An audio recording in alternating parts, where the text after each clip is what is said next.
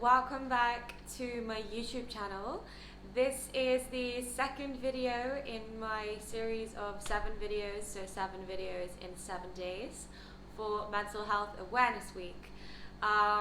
Today I am going to be doing a Q&A. I put up a message on Instagram and Facebook stories last week, I believe, asking for people to send in their questions that they had for me regarding eating disorders, bulimia, recovery, spirituality, whatever. So today I'm just going to be going through those questions and reading out the answers once again. And as usual with my videos, I'm just freestyling. I'm not going to be doing any fancy editing and cuts. So what you're seeing is my absolute raw, unfiltered, unedited responses. So apologies in advance if anything is a little bit convoluted or for any tangents I go off on. That's what my channel is all about, is hashtag no filter. So yeah, let's get into it.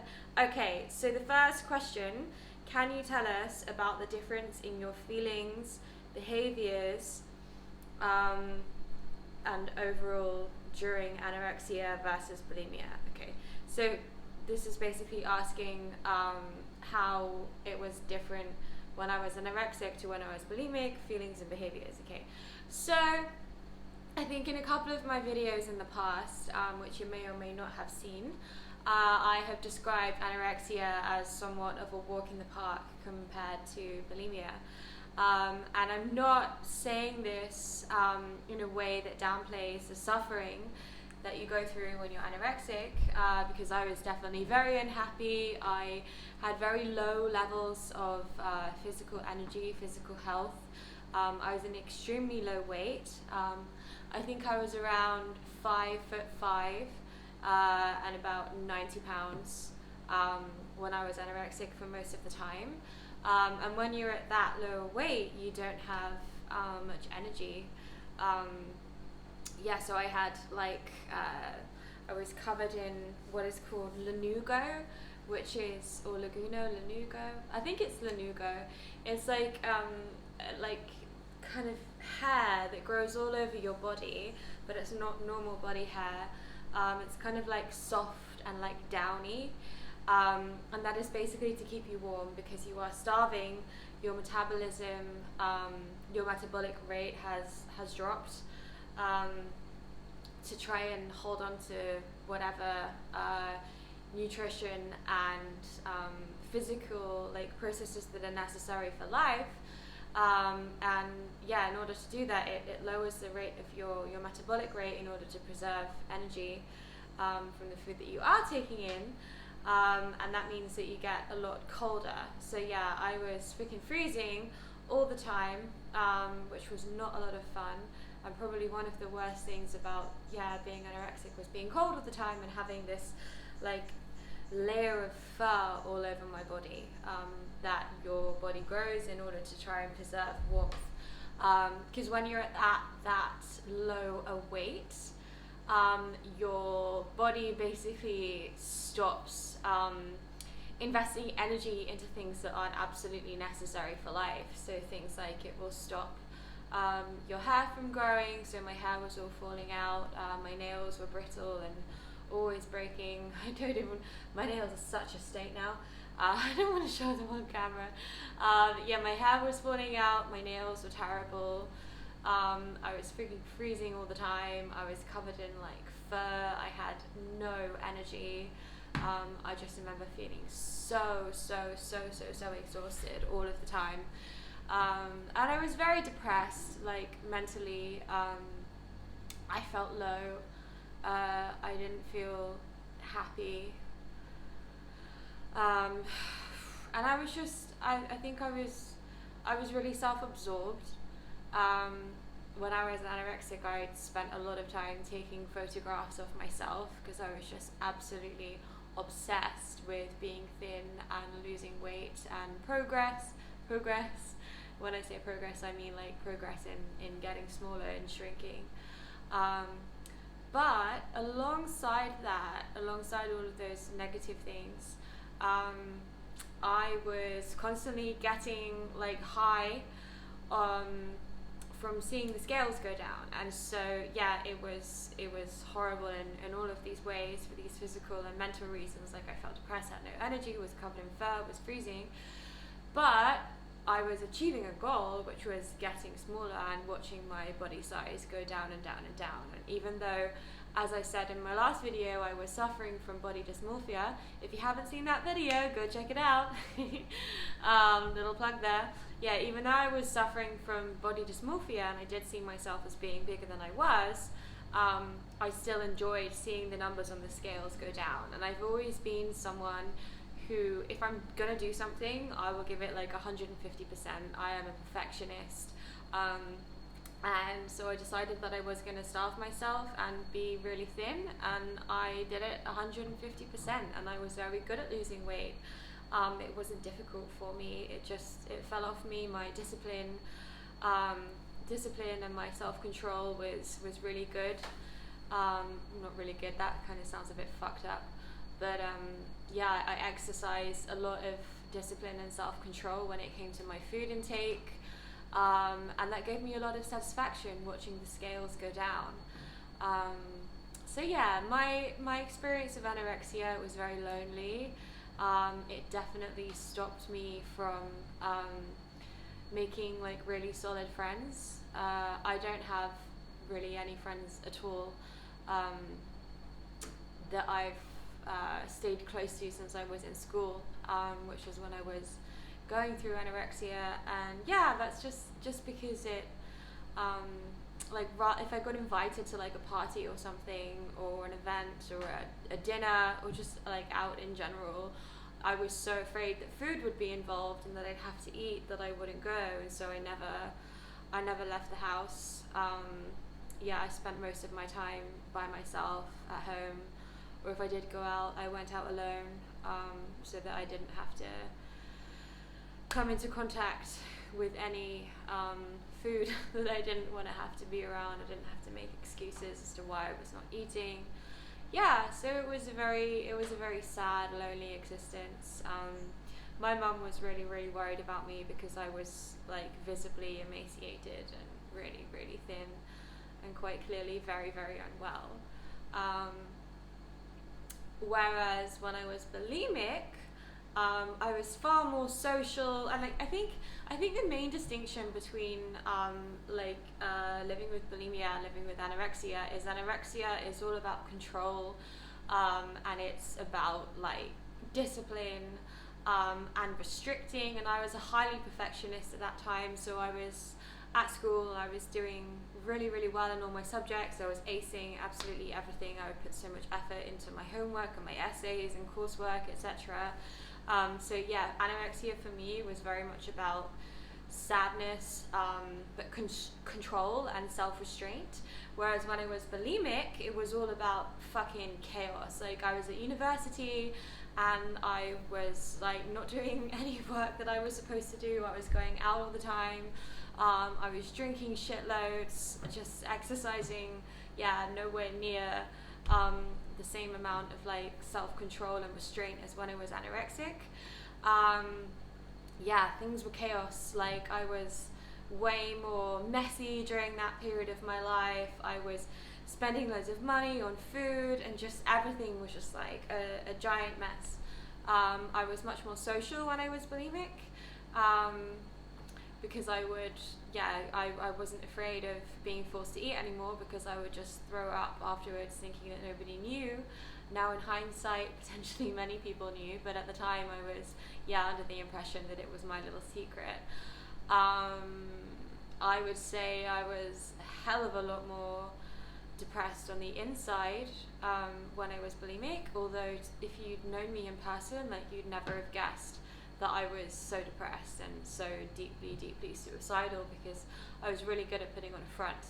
I was drinking shit tons while I was bulimic, and so I would just like drink to cover up the pain, as we do with these coping mechanisms such as alcohol. Whereas when I was anorexic, I wouldn't go anywhere near alcohol because alcohol had calories, but when I was bulimic, I would drink like a whole bottle of wine and 3 stiff, big gin and tonics in one night.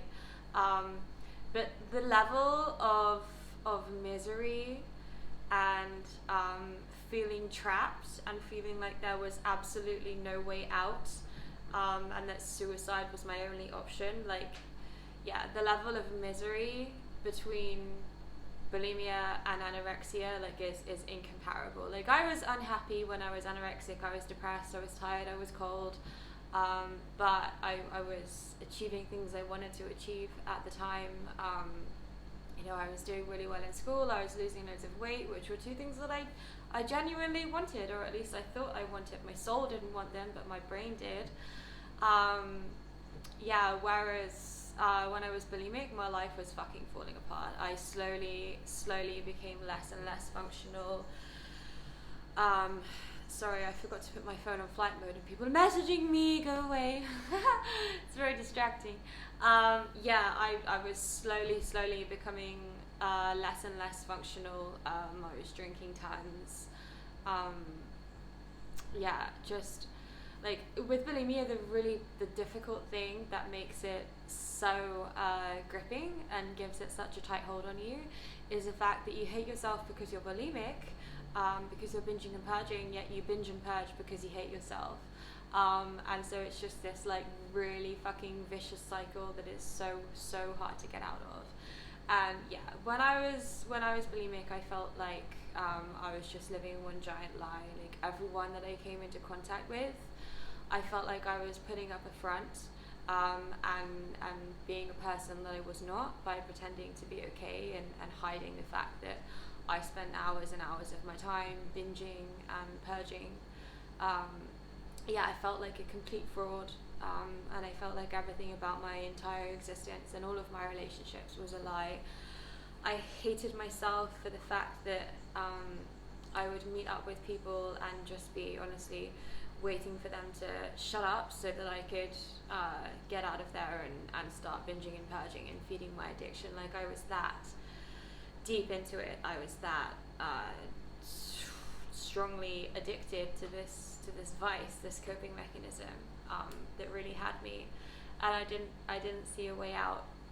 So yeah, anorexia was not fun, but bulimia was a whole new level of misery, and I will go into this in another video, but it's actually my video for tomorrow, I think.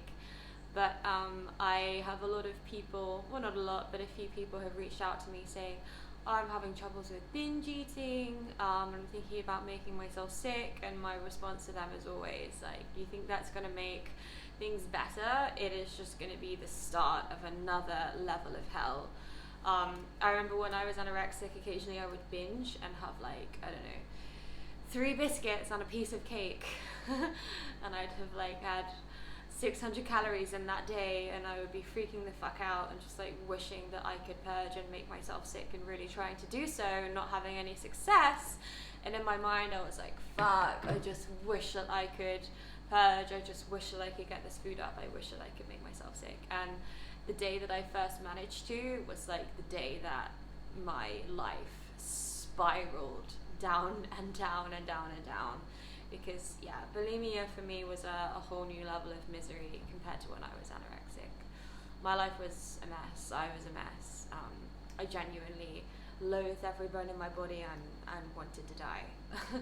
Another level of suffering, and so much harder to get out of as well. There's a reason why most anorexics end up bulimic. Feelings, behavior. I feel like I've covered feelings and behaviors in that answer. So let's go to the next question. Since you recovered, did you have any full-on relapses, and how did you pull yourself out again? Yeah, kind of. So I went back to the UK almost 2 years ago now, actually, for the first time in a year and a half. I've been living in Asia for the last 3.5 years. And yeah, the first time I went back to the UK and was living with my mum, I did relapse. That happened quite quickly. I think I was binging and purging nowhere near the extent that I used to. So I don't know if you'd call this a full-on relapse. Like when I was bad, I would spend like all day, every day, eating and puking like 15, 16, 17, 18, 19 times. Whereas, when I went back to the UK this time that I'm talking about, a couple of years ago, I think it was happening maybe twice a day. And that lasted about a week or 10 days. And I think it was just due to being back in my old surroundings, which I associated with those negative habits. Not having much to do for me, boredom and being stuck in the house, kind of like we are at the moment, guys. Being bored and being stuck in the house with not a lot to do tends to lead me to states of self-obsession and feeling inadequate and looking in the mirror too much and being overly critical of my body. Boredom for me is a big trigger for turning to food in order to relieve me of that boredom. And I wasn't happy in the UK. Like I never really was happy there. It was quite difficult, like living back at home with my mum for the first time in a year and a half, I think it was at that point. I did relapse. I fell back into old habits. And how did I pull myself out? I think I just realized that there was the potential for this to start going downhill again, and really spiraling. And I just made the conscious decision in my mind that I didn't want that to happen. I had already experienced a sustained period of being free of bulimia, and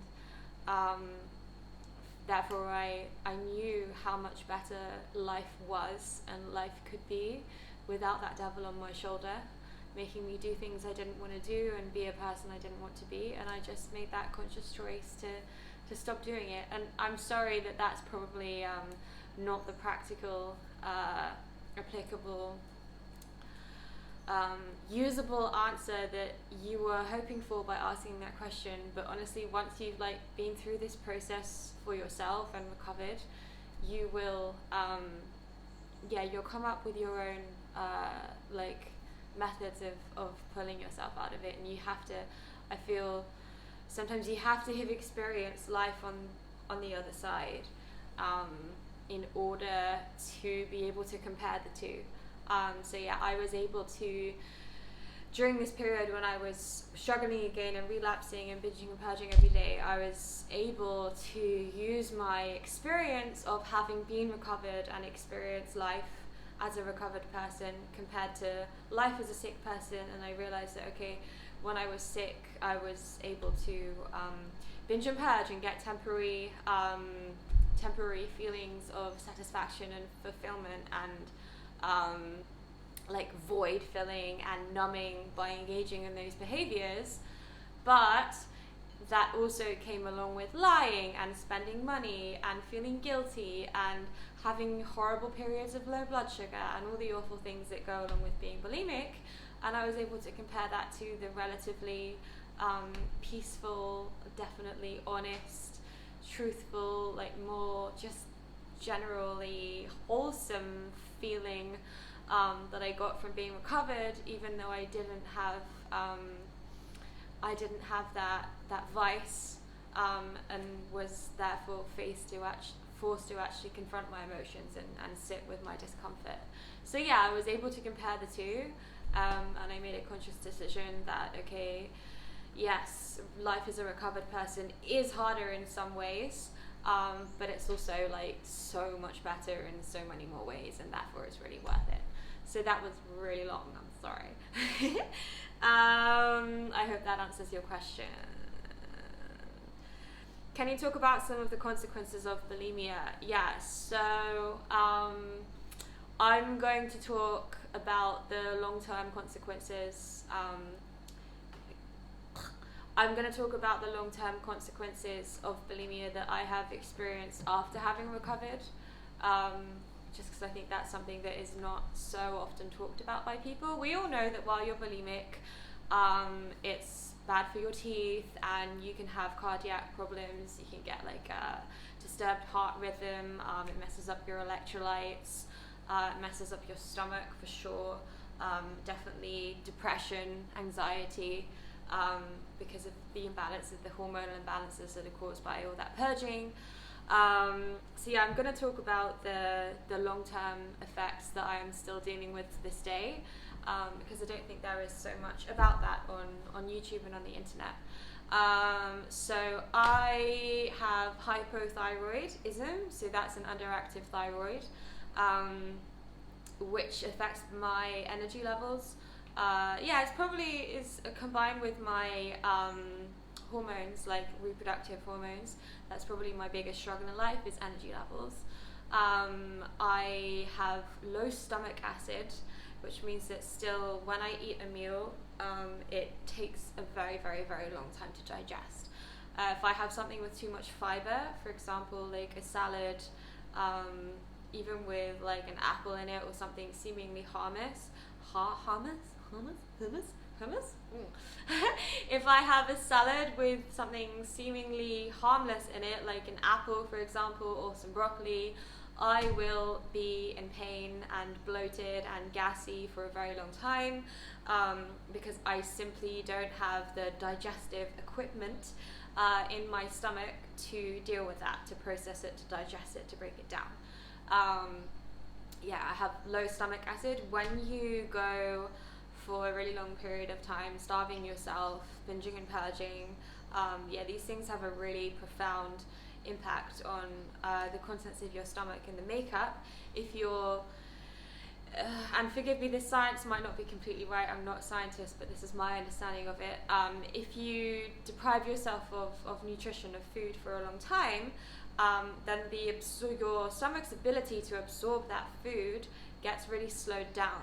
And it does that by decreasing the production of stomach acid, and it's something called peristalsis, which means that the food just sits in your stomach for much, much longer than it normally would. So I am still dealing with the remnants of this, and it is my understanding that having low stomach acid is one of the root causes of hypothyroidism.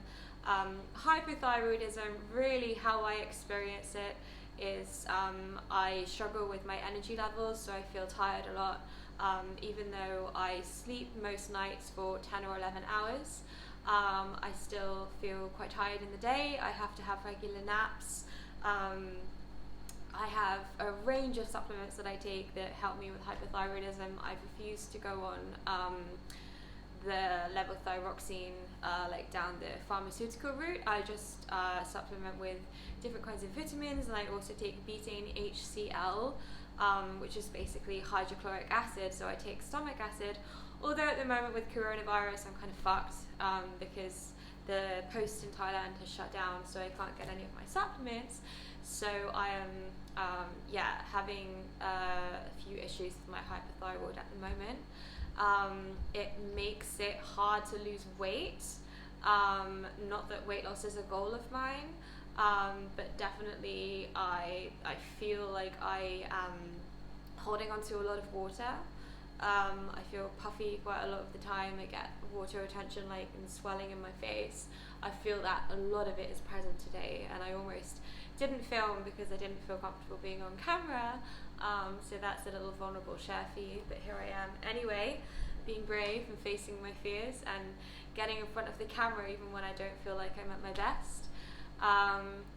So hypothyroidism is really a rough one. Mainly it impacts your energy levels, your digestion of your food, and it can give you the appearance of being heavier than you actually are because of water retention.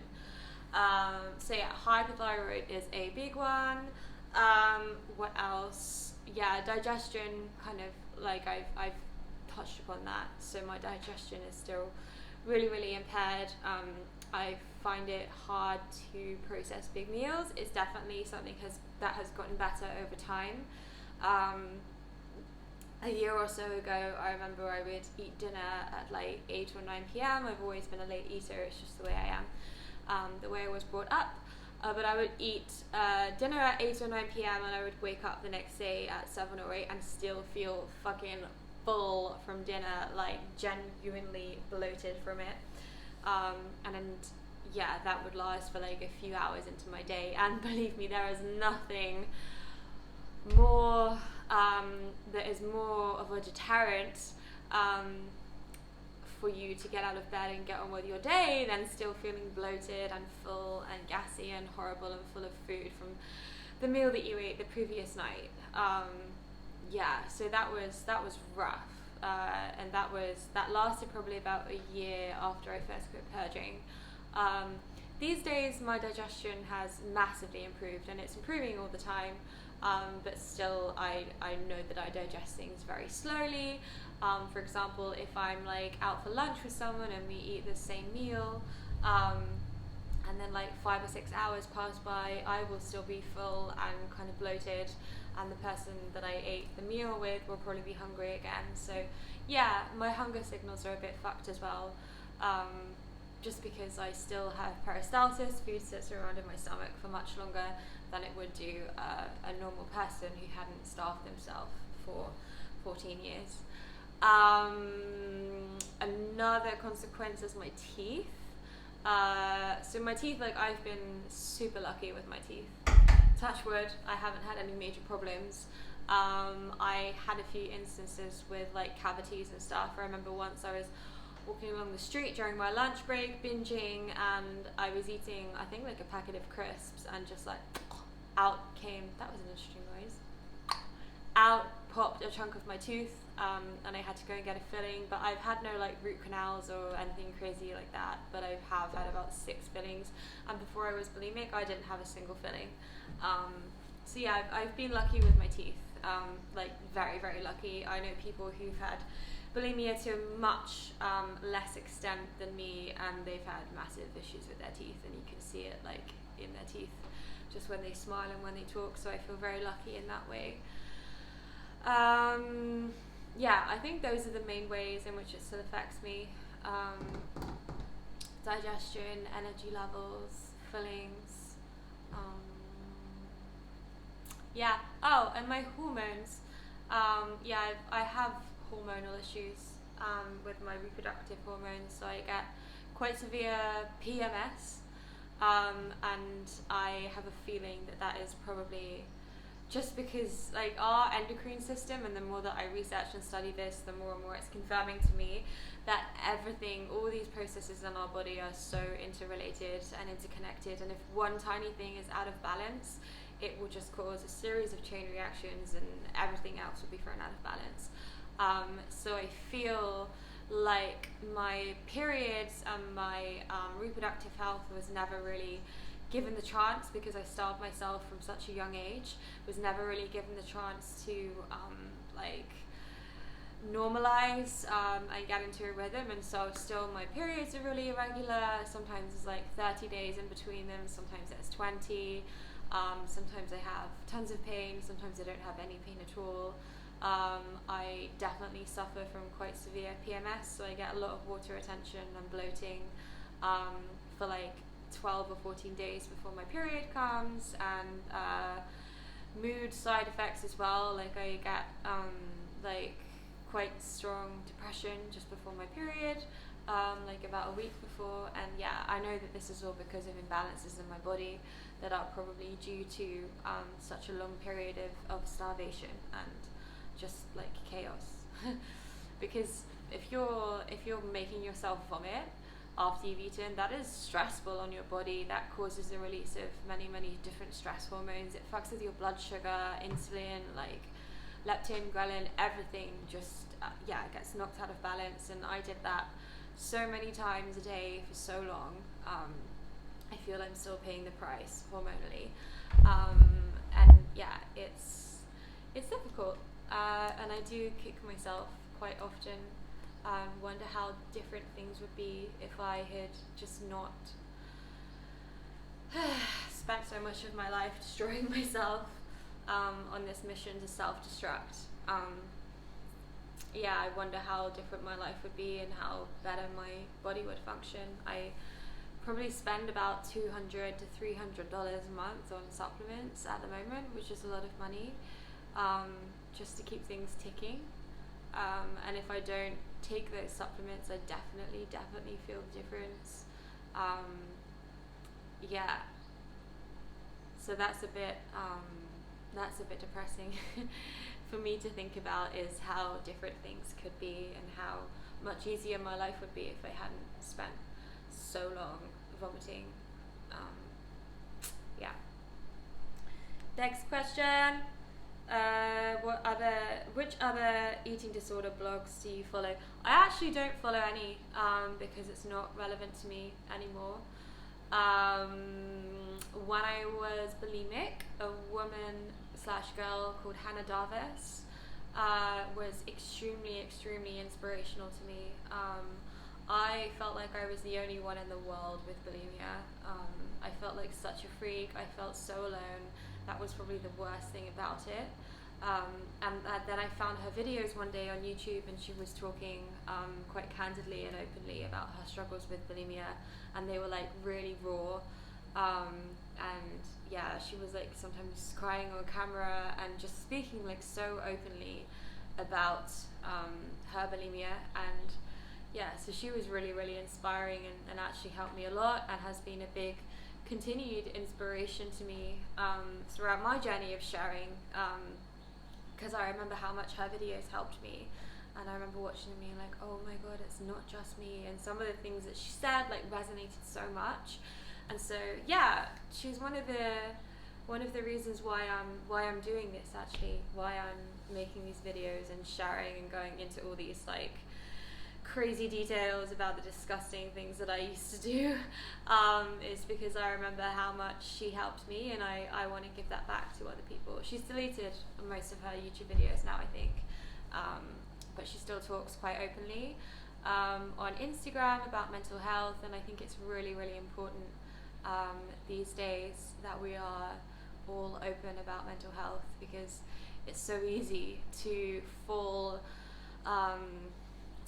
prey to this massive illusion that everyone seems to be putting up on social media, that their life is perfect, and you know, they are always going to these amazing places and parties and like relaxing on beaches, and life is great, and with all these it's just, you know, like all these highlight reels around us, it's very easy to fall prey to that and slip under this veil of illusion about what everyone else's life is like, when actually in reality mental health is a spectrum. We are all struggling with something or many things.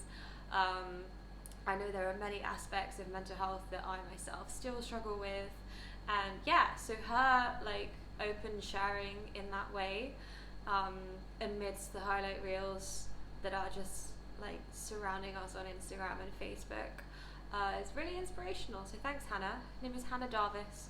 I will give her a shout out in the comment box, sorry, the description box below. Oh no, no, don't delete. Wait. Have you ever been found out or walked in on by anyone? Yeah. Found out when I was living with my first housemate after university, an amazing girl with whom I'm still friends. Yeah, she, like, me and her were really good friends, and we had another friend who didn't live with us, and I think this girl had noticed some patterns, traits in my behaviour, and had told our other friend that she thought I was bulimic, and the other friend actually confronted me and sat me down and asked me, Charlie, are you bulimic? And yeah, so I was kind of found out, like outed in that way. That was like the single most, it was the first time anyone had ever asked me or given me any indication whatsoever that they knew that I was unwell, knew what was going on, and I was just absolutely fucking mortified. Like, I wanted the ground to swallow me up. I was so embarrassed. But it was probably the first step in my long road to recovery. And also the way that this girl, like, you know, she wasn't like, oh my god, are you bulimic? Like, that's disgusting, like, ew, and not wanting to be friends with me. She was concerned, you know, she cared about me. And I felt like she cared about me, and it was definitely one of the very first incidents that made me want to get better. That made me want to get better. So yeah, I have been found out. And also, this was awful. I used to like go into pub toilets and stuff to like make myself sick, and occasionally I would like binge in there too. And yeah, this one time I was in a pub toilet somewhere near to my house, and one of the members, I obviously hadn't locked the door properly, one of the members of staff like walked in on me, and the toilet was full of vomit, and yeah, I'm sure there were like food wrappers on the floor. It's just awful, like awful, because I like kicked the door with my foot. The guy was like, oh my god. Of course that's not what you expect to see in the bathroom of your workplace. Yeah, this is the first time I've ever talked about this. Like, it's honestly fucking mortifying. But I'm not going to edit this out. I'm just going to post it and then forget about it. Yeah, so that was awful, because I then had to finish up my binge, finish up my purging, and then walk out of that pub, like past the bar, so the guy saw me, and yeah, it was absolutely like fucking mortifying. I wanted to die at that point. Horrible. Awful. I'm sure many people used to see me and suspect what was going on. Like, fuck, I used to puke up in the street if I didn't have a bathroom. I would only do that at night, but still, I'm sure people have seen me doing that before. Moving on. How do people react to your bulimia outing? Actually, not in the way that I expected them to. My friends were all really supportive. The people I was close friends with at the time, when I was still really struggling, who I thought didn't have any idea, it turns out they actually did have a big idea, but they didn't know how to confront me about it. But they were absolutely lovely. I had a conversation with my best friend, and yeah, at the time when I posted my first video, I had a conversation with my best friend about it, and I said, I hope you don't think that I was an awful person and like a liar, because that was one of my biggest fears when I was ill, and when I was coming out, was that my friends would be like, oh my god, you were like this fraud and this liar. And yeah, she said that she didn't see me in that way at all. She, like, even during the time when I was really, really ill, and she knew I was really ill, and she knew I was like sneaking off to make myself sick, she didn't think that I was like a bad person for lying or covering up. She still loved me for everything and everyone. She still loved me for everything that I was as a person, but she was just concerned and worried about me. Like, she didn't see it in a like nasty way at all. Like, yeah.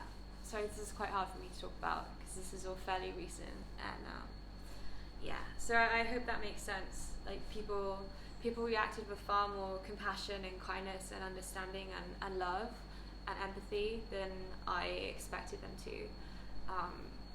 Yeah, everyone was really sweet that I talked to, and I did reach out to quite a few people after I started posting those videos, just to kind of like address the elephant in the room. And yeah, I felt like I needed to apologize to some of them as well, because I'm not proud of the lies that I used to tell and the way that I used to behave when I was ill, but their reactions were very much like, Charlie, we always loved you, and we always will. We just knew that you were unwell and we were worried about you. That was it. So that was amazing, like really, really amazing to be given like such acceptance. And now I feel like my friends know me. There is no part of myself that I am hiding. There's no elephant in the room. There's no awkwardness. Everything is out. This is me. Yeah, like bearing all, and that's really fucking freeing, because yeah, when I was ill, I hated myself for being a fraud, for having to lie, for sneaking off all the time, and I just felt like, yeah, such a fraud. And now I don't have to feel that way. And I felt, like I stopped the behaviors, I stopped purging and no longer had to be a fraud, but the fact that I felt like I had been a fraud in the past still haunted me and hung over me. I felt like there was this big part of me, like this big secret that I didn't want to be a secret anymore, and I wanted to be accepted for all of me. And so I came out and told people, and yeah, everything was accepted and people still love me regardless, and that was like so fucking amazing. So yeah, that's how people reacted. much better than I thought they would. So stop being so ashamed. Did you permanently damage your teeth? I've kind of covered this. I have a load of fillings, but other than that, no. Did you damage your sphincter and have acid reflux? Yes. So the sphincter is this little kind of I think it's the little flap of skin that covers the top of your esophagus. Definitely, whilst I was bulimic and binging and purging a lot, that was I think you can basically burn that thing away. And yeah, I'm not too sure on the biology of this, so forgive me if I'm wrong, correct me if I'm wrong. But yeah, I think I burnt that away from all the vomiting, and if I ate a big meal and kept it down, especially if I had a lot of liquid in my stomach as well, like water, I would just vomit into my mouth. It happened all the time. I'd be in the supermarket, just walking around, and suddenly I'd have my lunch or my dinner in my mouth, and I'd have to swallow it back down. That happened a lot. And that continued to happen many months into recovery, to be honest. That took a long time to stop happening. Even now it happens occasionally. I'd say once every few months I will get some amount of whatever I've eaten come back, regurgitate it into my mouth involuntarily. Generally, it happens if I've eaten a lot and if there's a lot of liquid in my stomach. So for those reasons, I try not to drink too much water after I've had a meal. It's good for digestion anyway, to not drink too much water after you've eaten or just before you eat. But for me, it's because I know that I have this unfortunate tendency of vomiting back up into my mouth, which is lovely. Bulimia is amazing, guys. You should try it. So it does get better. It was really bad at the time, and it has gotten better. But I believe that damage that you do to your sphincter is irreversible. I don't think it will ever get completely better. But to be honest, it's not one of the worst side effects that I deal with, so whatever. And acid reflux, I used to get that all the time. I remember often I would go to yoga on the weekend, and I would have binge and purged like crazy the night before, or perhaps I'd done it in the morning before I went to yoga. I know, I was a mess, guys. And for that reason I would get terrible heartburn while I was doing yoga, inversions and stuff. And I would take a lot of Gaviscon while I was ill. I always had Gaviscon on me, Gaviscon triple action, and I think I've had heartburn maybe once in the last, in the last year and a half. It's not something that bothers me anymore. So it's something that definitely gets better once you stop purging. Because I think it's because you disrupt the levels of acid in your stomach, and so if you're purging until you're completely empty and you're just bringing up bile like I used to, then all you've got is a little bit of acid in your stomach and nothing else. I think that's why you get the acid reflux. And it definitely gets better, so stick with it, try and purge less, and it will improve. But heartburn sucks, it's really painful. So that's it. That is all of the questions. This video is super long. Thank you if you have watched the whole way through. So tomorrow's video is going to be on something different. I actually have my very first support group happening tomorrow. It's happening at 4 p.m. Thai time. Tomorrow is the 20th of May. If you're interested in coming along, do message me on Facebook, on Instagram, and I will send you the Zoom link. This is a really difficult time for everyone across the whole world. I'm feeling it too. And lots of people are reaching out to me saying they're having problems with food, with binge eating, they've relapsed into bulimia, or their bulimia has got tons worse. And really, a problem shared is a problem halved. One of the worst things about eating disorders, and particularly bulimia, is the sense of being alone. So please do come along to this online support group if you can, if you think it would help you, and realise that you're really not the only one. So I have a Facebook group called Take Back the Reins, just for people who are dealing with bulimia. Check me out on Instagram, it's at CharlieMLouise. I'll put all of my social links down below. I also have a website with some blogs and tips and tricks and resources for dealing with and recovering from bulimia. Yeah, so that's it for today, guys. I hope wherever you are, you're feeling good. And if you're not, don't worry, because some crazy shit going on at the moment in the world. Yeah, unprecedented times for everyone. I don't know anyone at all who isn't struggling in some way, shape or form. So take care of yourself, and I will see you for another video tomorrow. Goodbye!